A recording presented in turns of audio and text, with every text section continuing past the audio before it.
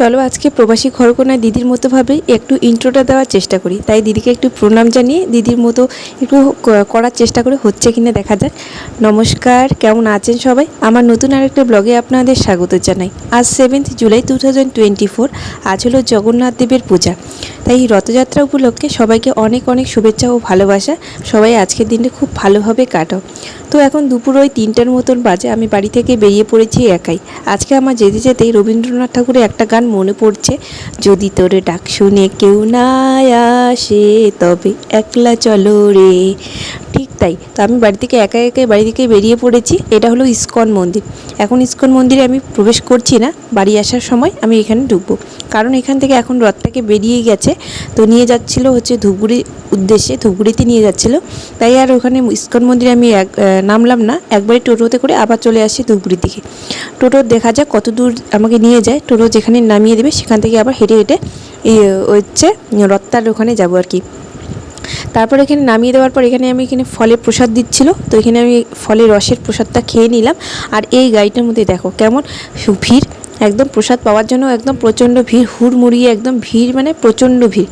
সবাই একদম জগন্নাথ দেবের মানে প্রসাদ খাওয়ার জন্য সবাই আশা করে থাকে, তাই এখানে প্রচণ্ড ভিড় দেখো।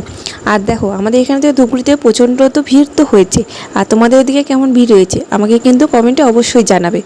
বাড়ি থেকে যেহেতু একাই এসেছি, আর এই ভিড়ের মধ্যে আমি আমার স্কুল ফ্রেন্ডদের পেয়ে গেছি, তো ওদের সঙ্গে সারাটা বিকেল কাটাবো আর কি।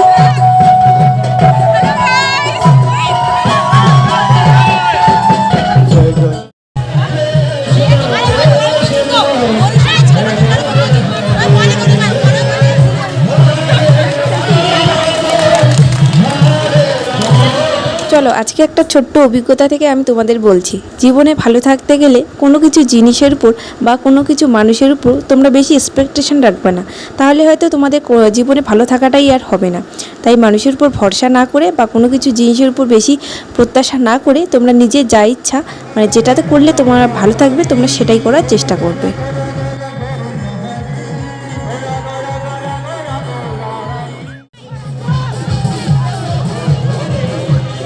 আমি অনেকটা রাস্তা হেঁটে যাওয়ার পর ফাইনালি হচ্ছে রথের দড়িটা টানতে পারলাম।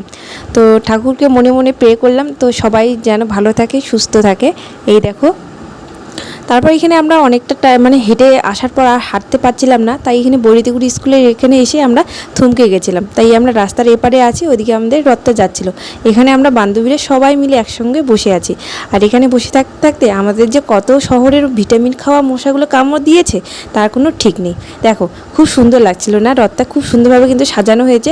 আর দেখো আমাদের এখানে কত লোক, আর কত লোক খুব সুন্দরভাবে সবাই নাচতে নাচতে যাচ্ছিলো। তারপর আসার সময় দেখো, তো রথটাকে হসপিটাল পর্যন্ত নিয়ে গেছিলো, তো এখন ফিরে আসছিল। তাই এখানে আমরা সবাই বান্ধবীগুলো সবাই দাঁড়িয়ে পড়েছি, এখন আমরা একসঙ্গে হচ্ছে জয়েন করব। দেখো এখানে কিন্তু বাচ্চাগুলো খুব সুন্দরভাবে সেজেছে, কেউ রাধা সেজেছে, কেউ কৃষ্ণ সেজেছে। আর দেখো এখানে কিন্তু সবাই মিলে নাচ করছে।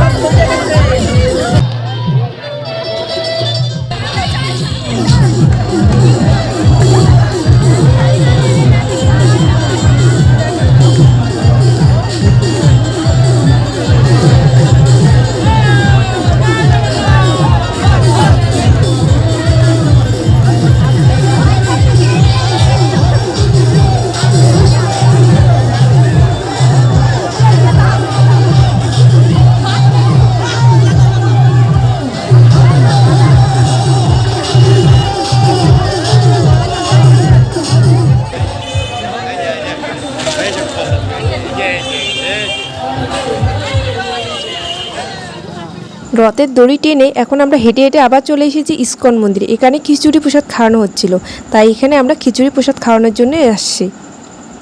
আমরা আসছি প্রসাদ খাইতে, কিন্তু এখন প্রসাদ শেষ হয়ে গেছে, এখন আরো রান্না বসাচ্ছে। তোমাদেরকে তো আমি বললাম বাড়ি যাওয়ার সময় তোমাদেরকে আমি ইসকন মন্দিরের ভেতরেটা শেয়ার করব। এখন দেখে নাও এখানে ইসকন মন্দিরের ভেতরটা।